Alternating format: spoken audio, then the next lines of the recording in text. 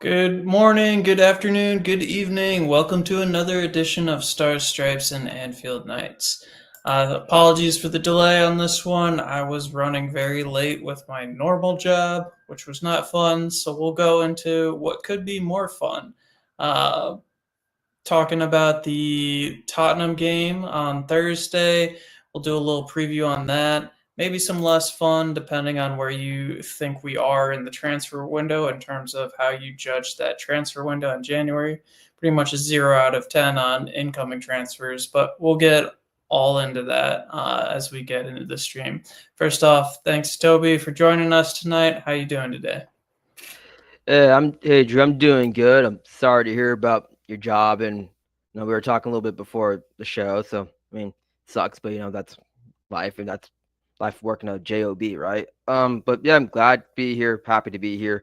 Got a game against Tottenham, the EFL Cup. Always exciting. Of course, I'm not big on on the EFL Cup, but it's Liverpool football, so might as well get excited about it. And we're in for a great show tonight. Yeah, 100%. Definitely, I know some people do not view the League Cup as a priority, but for me, it's always a big one. At least I love any kind of trophy, any kind of day out at Wembley or a big final and the chance to add silverware.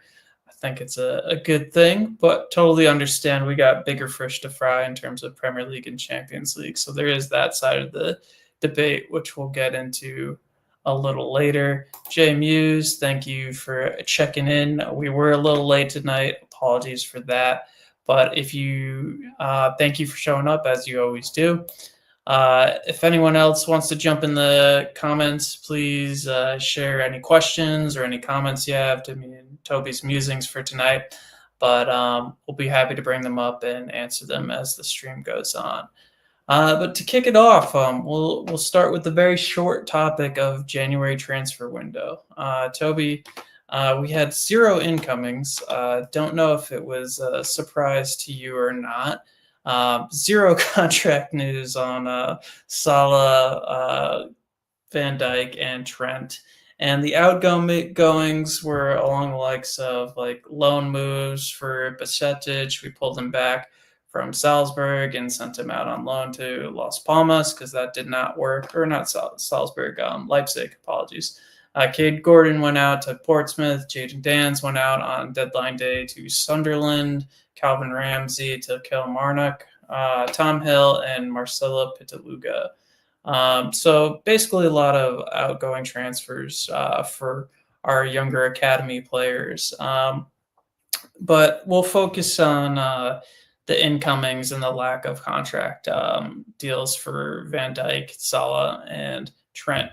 How are you feeling after the January transfer window? Do you have any reservations over the lack of reinforcement, or do you think we should be set for the second half of the season?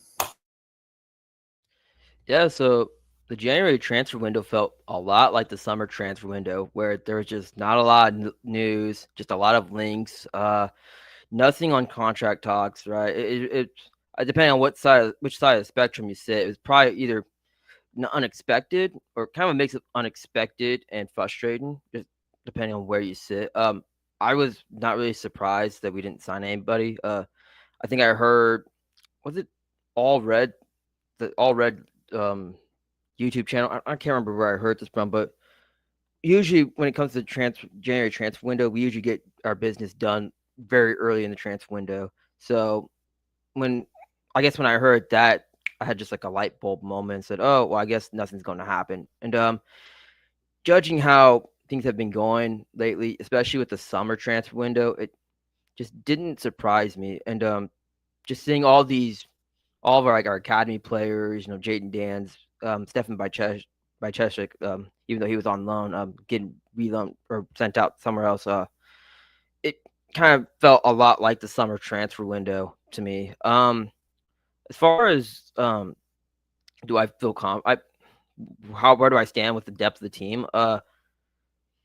I'm okay with it. If you asked me back during the summer, I probably have been a little bit concerned with the depth of the midfield and center back for sure. But we've made to this far so far. I mean, this far in the season with the players that we currently have. And we didn't really add a lot of players during that summer transfer window. And look where we're sitting at right now. So I guess at the time it sucked, but it has been an overall W for FSG and Liverpool. Though me being a fan, I would have loved to see some transfers come in. Don't care who. I'm a fan. I like to see new players come in. But yeah, none of it really truly surprised me. Contract talks, FSG has kept real tight-lipped on Salah, Van Dijk, and Trent. Like we have no idea what's going on there. So I'll be very surprised if we hear anything soon or anytime soon, other than like news dropping that either A, that they have signed a contract, or B, that they're leaving. What do you think, Drew? Yeah, it's always pretty tight-lipped in terms of FSG and contracts or transfers. It's very rare that you kind of get the advance notice of some signings. Jay Muse threw up in the chat the news today, Anfield edition, talking about Mohamed Salah and Virgil van Dijk putting pen to paper on new deals to extend, that they remain tight-lipped on the situation, wanting to avoid putting the limelight on Trent, who has yet to sign a new deal. Anfield Edition is definitely not like um, the most reliable news source on the net, and that kind of reminds me. I believe Robbie Fowler made a comment about this in an interview, actually towards the earlier part of January, basically saying the same thing, that he thinks that he wouldn't be surprised that if they had already agreed the contracts for Virgil van Dijk and Mohamed Salah, but didn't want to put it out there because they didn't want that pressure on Trent. So I think that's probably where this kind of source is coming from. I saw someone else put the blanking on. There was another in the know on Twitter making the same statement today. So there is that kind of rumor out there floating, and whether or not it has any credence, it's none of the big guys like Paul Joyce or David Ornstein, anyone, Neil Atkinson, any of the Liverpool kind of correspondents haven't come out to confirm or deny this. So it's up in the air to whether or not that's true or not. There is some sense to it. It would be interesting if one of the players did agree, or one or two, if that would put pressure on the others to sign. That, we already saw kind of what happened with Trent in the Manchester United game after the news that Real Madrid were like heavily pushing at him. He had 98% deal done. Like that kind of news coming out didn't really help Trent for that Manchester United game. He's since turned it around there, picked up a little injury, which we'll talk about later.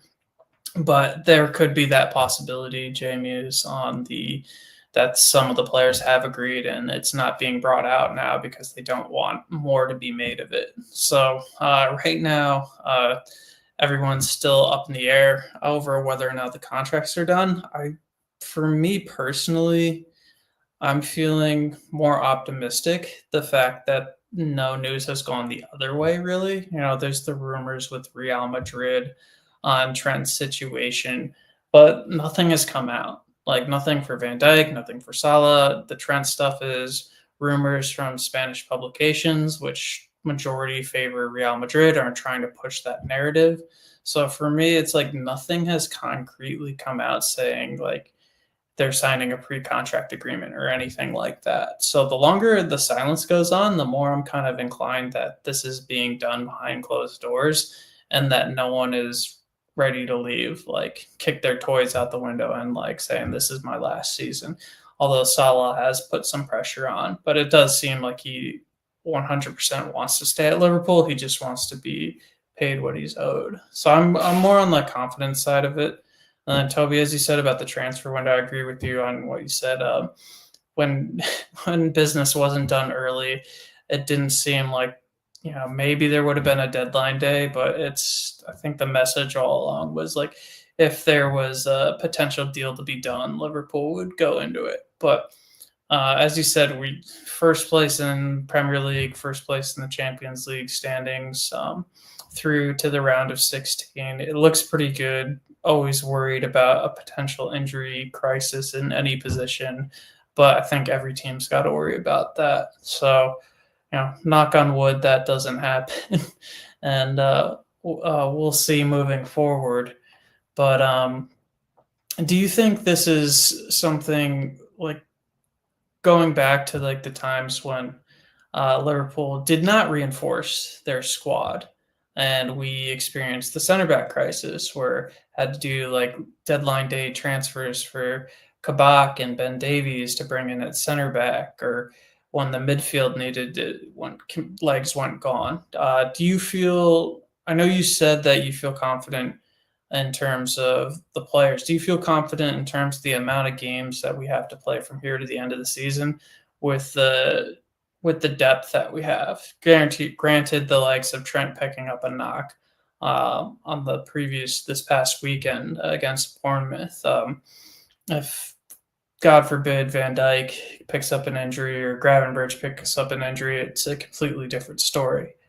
Do you think we're all set in terms of squad depth, or I know you said you'd like to have one more transfer in just to get some reinforcement in, but do you think we're all set for this second half of the season?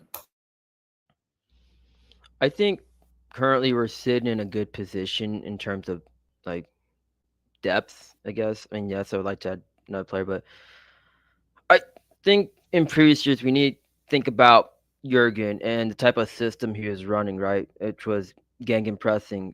And that was a very physically demanding system, a very physically demanding tactical way of playing the game. It was constant pressing. It required a lot of running too.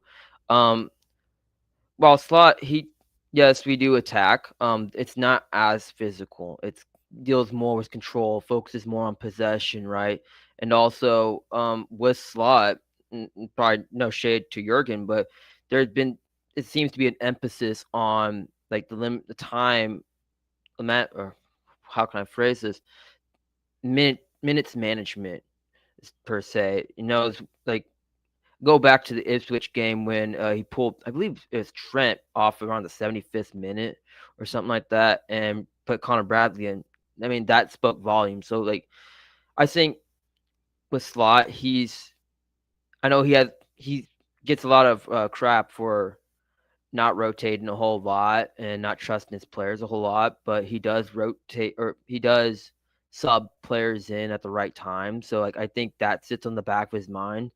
Sure, like I said, he doesn't trust a lot of his players, but I think slowly, I think some of the players that we were concerned about not getting minutes, they're starting to come into their own.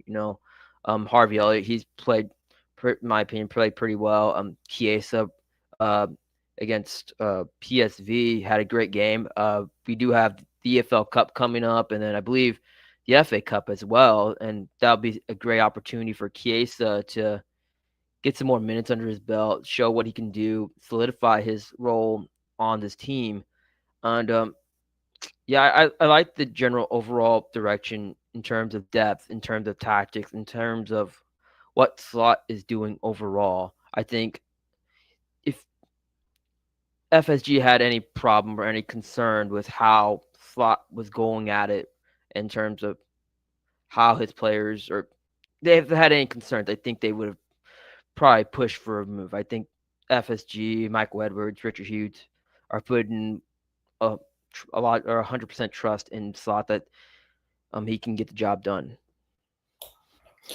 Yeah, 100% agree. I think that's a great point, highlighting the differences between Jurgen Klopp's system versus Slot's. Because, as you said, Slot has definitely been a lot better at making substitution and managing game minutes, where it did seem like Jurgen um, almost ran the team into the ground, and they were uh, like legs kind of came off, and that was epitomized by the kind of fall at the end of last season where we're going for all four trophies and then ended up winning the League Cup.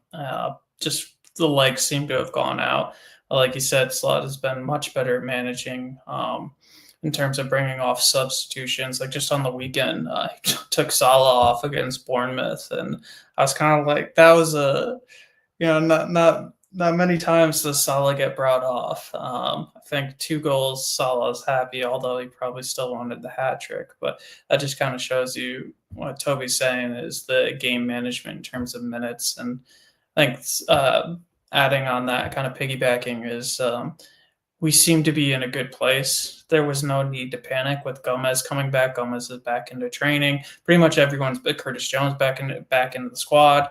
Like pretty much every Jota's back into training. Pretty much the only injured player right now is Trent, and that's expected to be very short term. So we're not in the injury crisis. That can always you kind of happened with the center backs, where it's like Virgil was out, and then Gomez went out, and then Matip was out, and then it was like one after another. But that's not something you can really prepare for, other than doing exactly what Toby was talking about with slot, where it's game management. Freak injuries, freak accidents happen, but does seem like Slot's been really well prepared, and this is easily our best season in terms of injury records. And I credit that to what Toby's talking about in terms of slot system versus Klopp's system. So I do feel more confident in the squad depth. Like Endo at center back. So in terms of rotation in those games, Toby's talking about, like the FA Cup, we can afford to give players a break or a rest there. So it'll be interesting. I guess the narrative could easily change, and we could be looking hindsight 2020, saying there should have been some investment in the squad. But I think there's just so much up in the air, the ifs, ands, and buts. You kind of have to trust what's got us here so far and trust the guys in charge. But final word on the kind of transfer window. Toby, I'll throw this one out to you. Dan's to Southampton. I thought it was Sunderland, but that could be wrong. Jaden Dan's loan should be a good move when he is healthy from back. What do you think? Like, we were talking about this the other day, that Jaden Dan's could have possibly usurped Nunez in the pecking order. Although I think his last game, I think PSV kind of showed that he could probably benefit from loan. Was there any player on the loan list who you're excited to see how they do in terms of Bashetic, Dan's, Gordon, Cade Gordon, Calvin Ramsey, Pitaluga, Tom Hill? Probably more likely Jaden Dan's, Cade Gordon, Bashetic. Is there anyone you're looking forward to see or you think could really benefit from the loan? Yeah, it was Sunderland.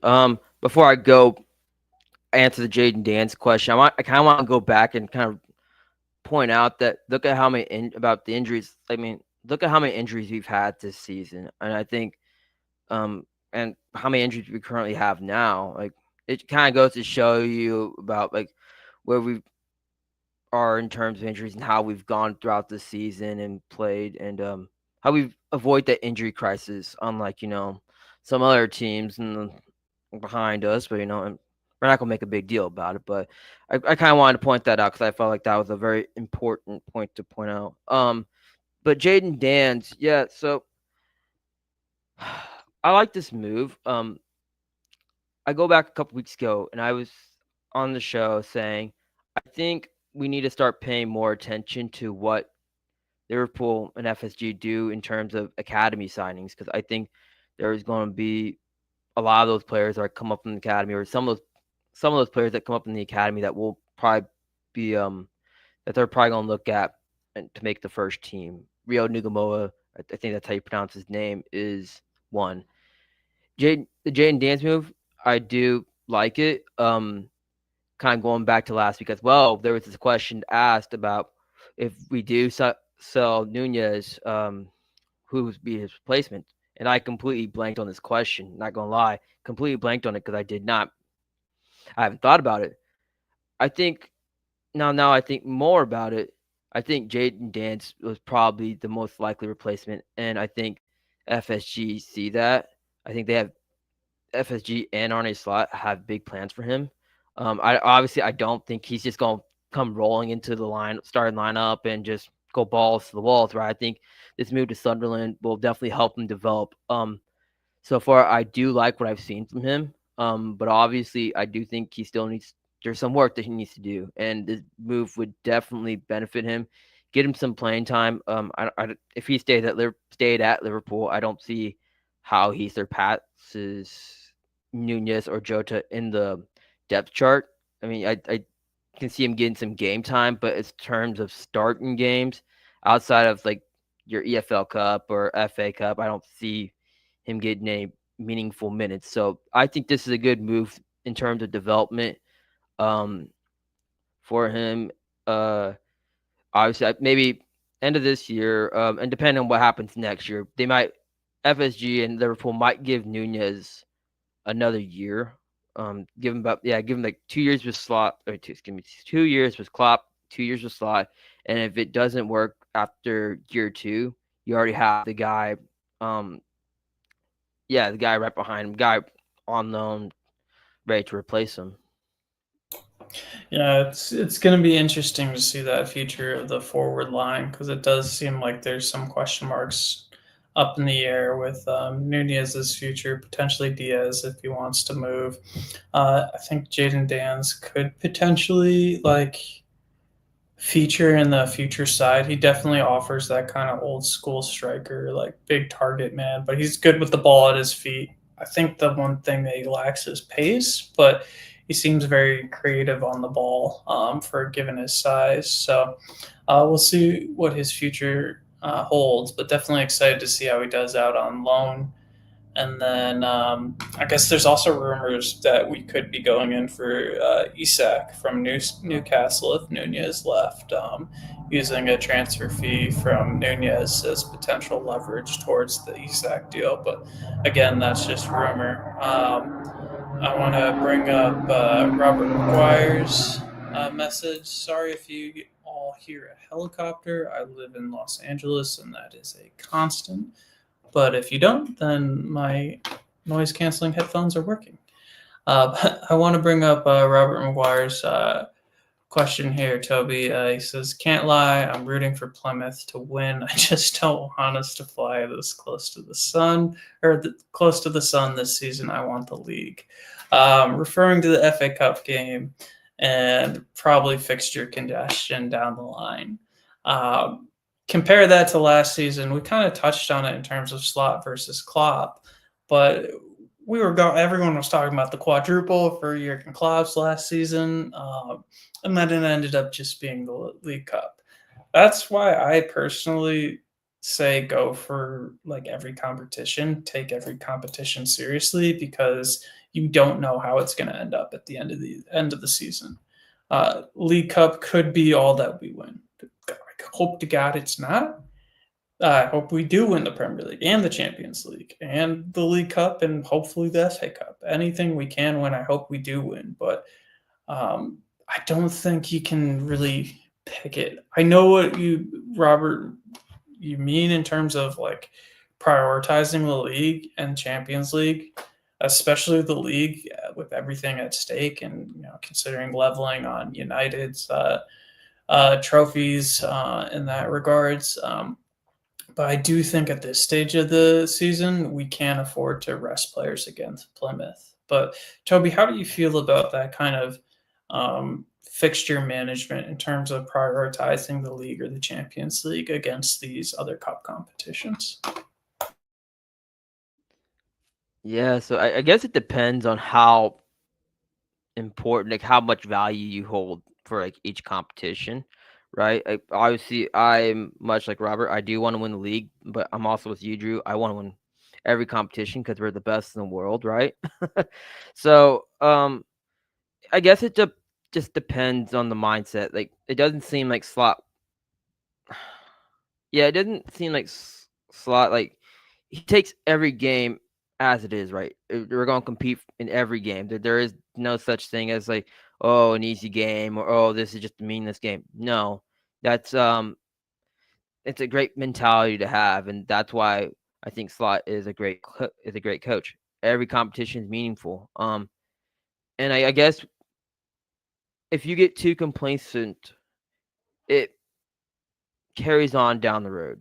And I think that's the philosophy that Slot has when it comes to these EFL Cups and these type of competitions. Even though they might seem meaningless to us, to him and to the players, it might not be that. It might serve as a mentality thing where, like, hey, if we start being complacent now, what happens X amount of games down the road when we need to compete for the Premier League or compete in the Champions League?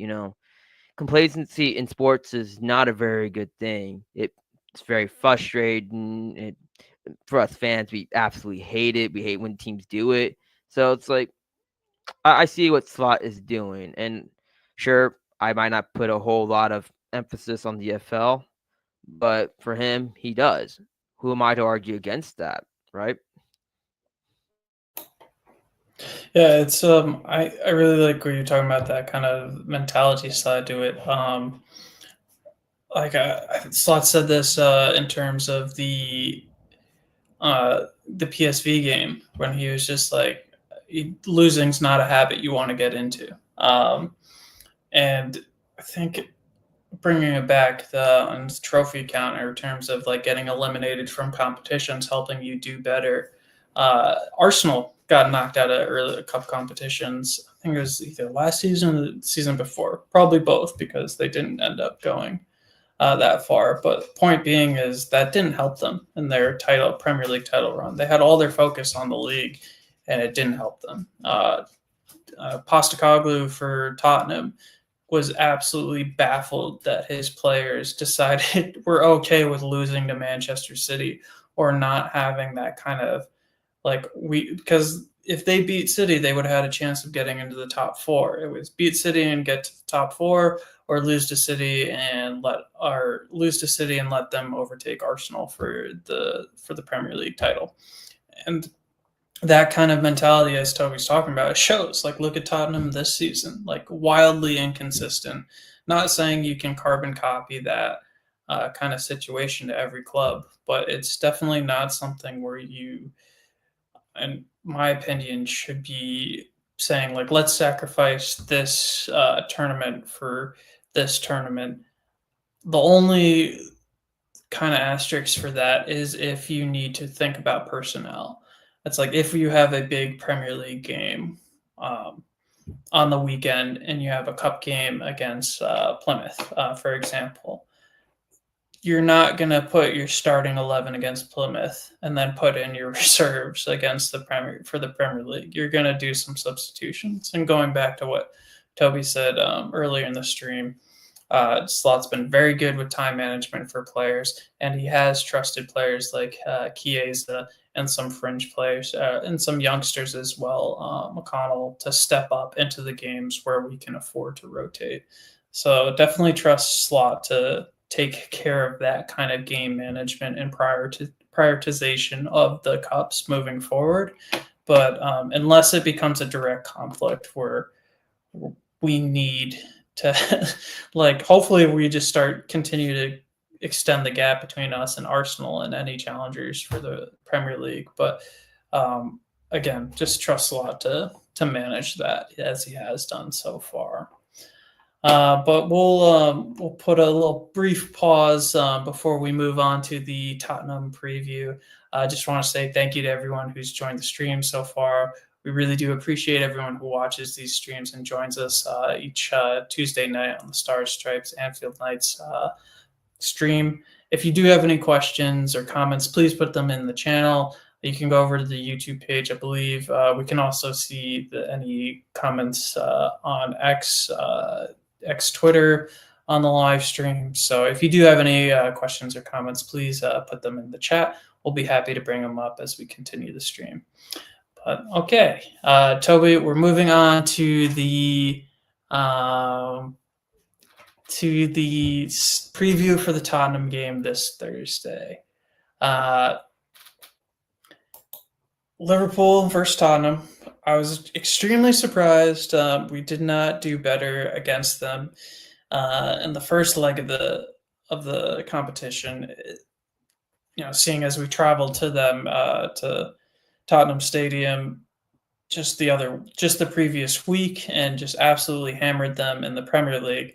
Tottenham showed up and beat us 1-0. Debatable whether or not, I'm blanking on the goal scorer's name. Seemed very cocky when he scored, but he should have got a red card and been sent off from his 2 yellow card challenges, but that second one was missed, and yada yada. Liverpool ended up losing 1-0. Well, back to Anfield. It looks like Tottenham has an absolutely decimated squad, a lot of injuries. Let me go over those injuries before we jump into the preview. But so we have Dominic Solanke's out, Christian Romero's out, Wilson Odegaard's out, James Madison's out, Destiny Udogie's out, Vicario's out, Timo Werner's out, Brendan Johnson's out, and latest is Dragison's out. Rumor is Van de Ven could also be out for center backs. So they are absolutely decimated from top to bottom. Midfield, Madison's huge miss, Solanke's a huge miss, Dragison's a huge miss. Like they're up and down. Vicario, keeper, huge miss. How are you feeling for the preview going in, knowing all this, the injuries of Tottenham? We're only missing Trent Alexander-Arnold. Minor injury. Slot said this shouldn't be out for too long. But do you think this is absolutely nailed on win for Liverpool, or do you think this is going to be a much tougher fixture? So I was checking out the lineup for the last game against Tottenham on the FL Cup. I think Liverpool will approach this game feeling like they're down 1-0. I think in the last game, I didn't get a chance to watch too much of it, but it seemed like in the last game, Tottenham changed their defensive tactics, right? So it seemed like they were pressing high up the pitch and they were doing like tight man marking, and they weren't allowing Liverpool to progress the ball that they usually do. So I think that they were trying to make sure that they didn't get destroyed 6-3 again, right, at their home stadium. But I do think in terms of Liverpool, they will approach this game like they're down 1-0 on the aggregate. I do think they're going to give it all of their best foot forward, obviously. I like our chances because this game's at Anfield, and a lot of great moments have happened at Anfield, right? And not to mention that we do have the quote unquote 12th man. Yes, I'm stealing it from Texas A&M and the Seattle Seahawks. The 12th man, the fans. And so Anfield's a very special place when it comes to I want to say moments like this where you got a cup game, you're down X amount of goals on aggregate, and you come back. They come from behind and win. I mean, we saw that against Barcelona back in 2019. A great moment. So I like our chances in this game. Minus, I guess Tottenham has injuries, but I do think they're going to try to seal the deal here. But I do like our chances. I do think we have the better team, the better squad. I do think just that last game, Tottenham came out and just they're ready. They're ready to play. They wanted to make sure that they didn't get destroyed again. They changed up their tactics, and so I sure. Sorry, comments are distracting me, but sure, they're going to show up. But I do like our chances in this game. What about you, Drew? Definitely. I'd be devastated if we did not overturn the first leg. For me, I think it's getting Slot his first trophy. It's the first trophy that you can potentially win each season. I think it does build that kind of momentum, that winning mentality. And I think it'd be huge for Slot to get that in the bag. I think that just cements already what he's done with the squad. And again, like at the end of the day, you count trophies. Like that's why the trophy wall is there at the club. That's what you talk about. You don't talk about like nearly runs, like that kind of thing. I remember the Champions League run, the first one under the Klopp run, reign, where had brilliant games against the like of I believe it was Roma, Manchester City, the Oxlade-Chamberlain goal, like all of those like beautiful moments. But what I remember is Real Madrid Christian Bale, or not Christian Bale, Gareth Bale's bicycle kick.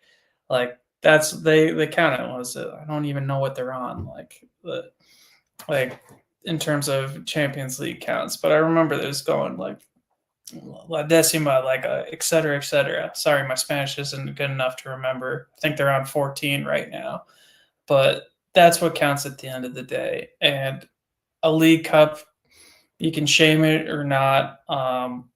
It does count. Like players remember that. If you look at Arteta, he's sitting on one FA Cup in his 5-6 years at the club, and that was arguably Unai Emery's team. So that's what gets measured and tallied at the end of the day. I guess you could say like a Ten Hag won cups at United, and that didn't help for him. But much bigger problems, I think, for Slot getting off the mark early is huge. Tottenham game, I think their injuries are just too much. I agree with what you're saying, Toby. They're going to fight. It's not going to be necessarily easy, but I think if Liverpool get an early goal or get two, once they get 2 goals, I think it could be the floodgates opening. I don't think it's going to be a huge result, but I could see it being 2-0, 3-1. Shout out to Jay Muse and Rigo for that. Predictions. Um, I just really, really do hope that we get the win over the line at this stage of the competition. 1 game away. It's likely going to be Newcastle. We'll see if Arsenal overturn it. Regardless, I'd want us to be in that final and getting it over the line. Um, yeah, it's just I think Tottenham's just too stretched too thin. Postecoglou is going to throw everything at it. He made that statement at the beginning of the season that he wins trophies in his second season. This is arguably and realistically his only chance of delivering on that promise. So I think everything is going into this match against Liverpool. But like you said, Toby, and at Anfield, 12th man, like the crowd's going to be up for it. The supporters are going to be absolutely wild. And I just don't think Tottenham can compete with that with the squad that they have right now. Just decimated from top to bottom. So fingers crossed that we do win. But who do you start for this game on Tottenham? Who's your starting 11 for the matchup for Liverpool? Yeah, I was the reason why I was looking up the lineup because I wasn't too sure. I couldn't remember who exactly started that game. Um, shoot, I wonder if, outside Trent, obviously Connor Bradley is going to get the start right back. I am very curious to see who Slot starts in this game. I think with you being down 1-0 on aggregate with the left back, you want to start Simicast just so you can get more attacking options. I think Simicast does provide, though he's not a very good when it comes to striking the ball. I do like his ability to cross the ball and put some dangerous crosses into the box. Um, I wonder if we see a slight rotation. I wonder if we see Suicide benched in favor of Jones or Elliott. Um, I wonder how much Slot mixes it up. Um, I say about every time we talk about EFL Cup and Cody Gakpo, I always say he's going to get the start because he loves the cup game. But I wonder, does Slot change it up this game? I mean, Cody, he's been getting a lot of starts recently, and it hasn't been just cup games; it's been the Premier League as well. So I want it sits in the back of my mind. Does he change it up and put Diaz at the left wing and go with Nunez? I mean, Nunez does provide that passion, that fire, and in a game like this too, we could really use that being down 1-0. Like you're saying, or heck, you could be down. Like let's say, for example, we end up going draw, or yeah, we end up scoring a goal and it's 1-1, and it's like the 70th minute.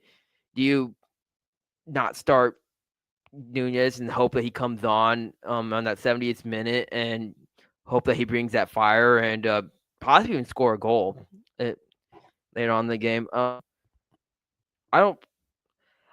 I wouldn't be surprised if he goes like with the same lineup as he did the last game, but just with some minor tweaks. I wonder if this is the game where we see Elliott get the start.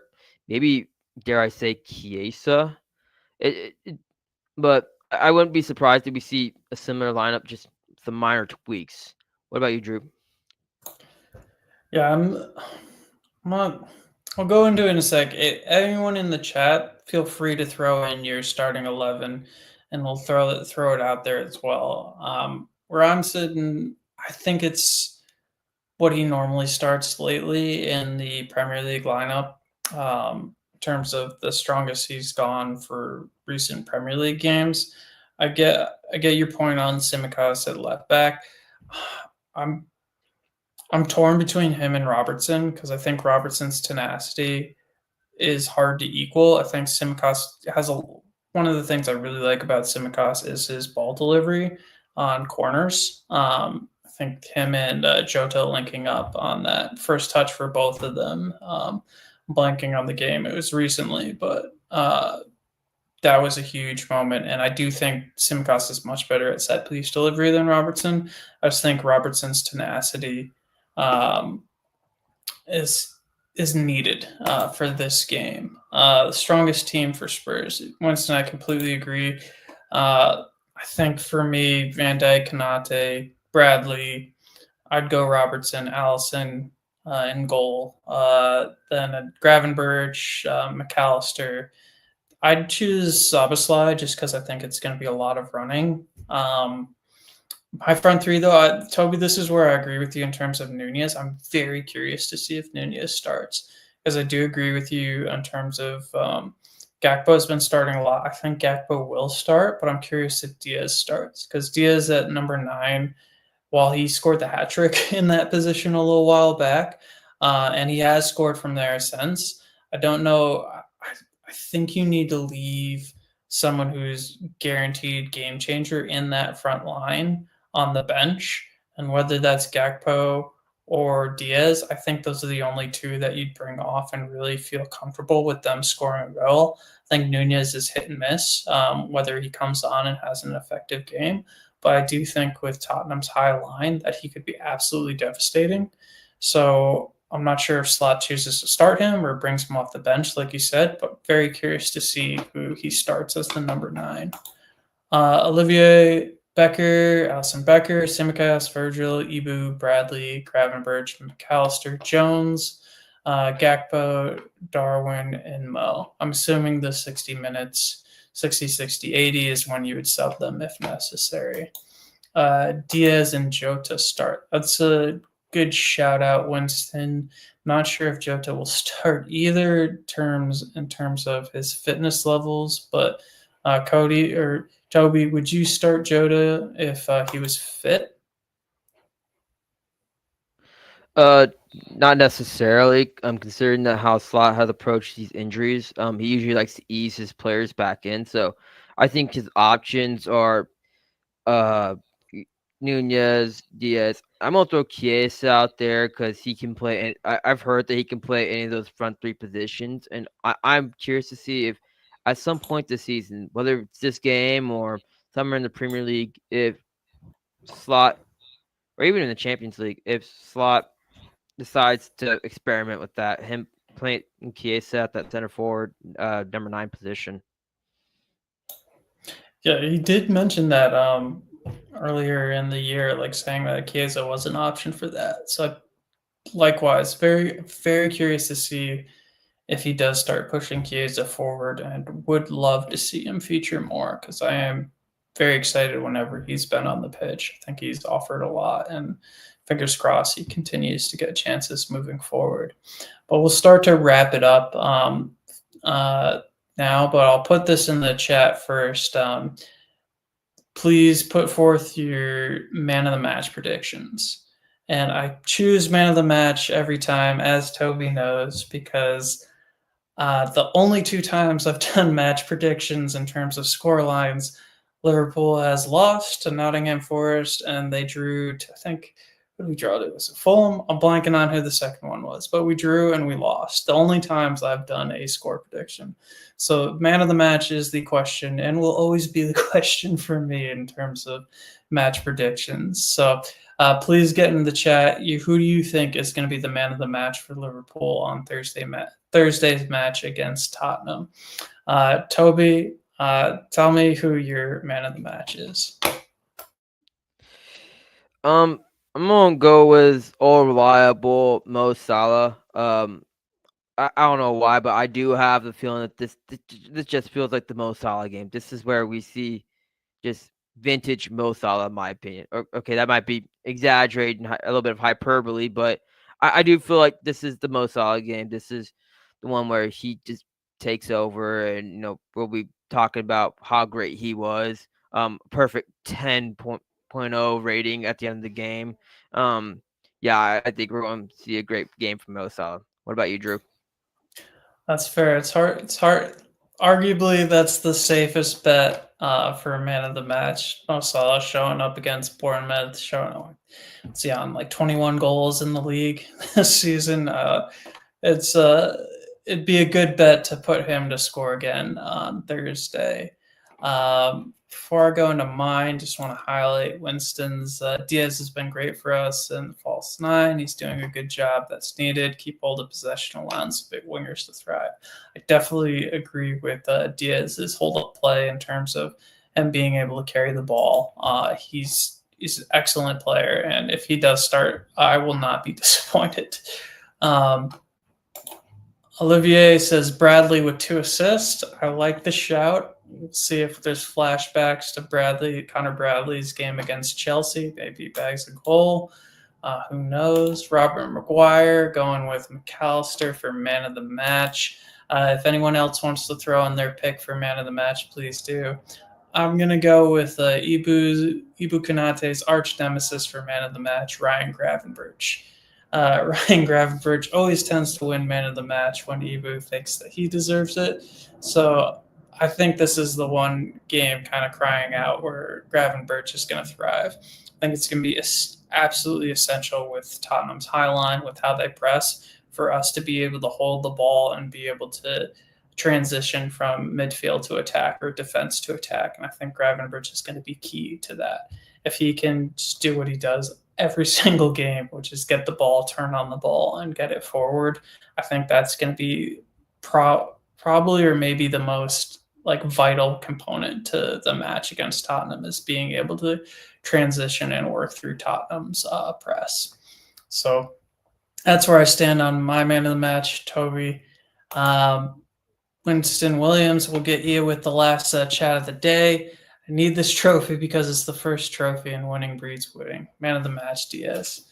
Totally agree with that. Toby and I were talking about that earlier, the mentality of get a winning mentality and not letting that get rocked by any sort of taking the foot off the gas. So full throttle ahead. Let's hope we check in next week with a win, a final to look forward to.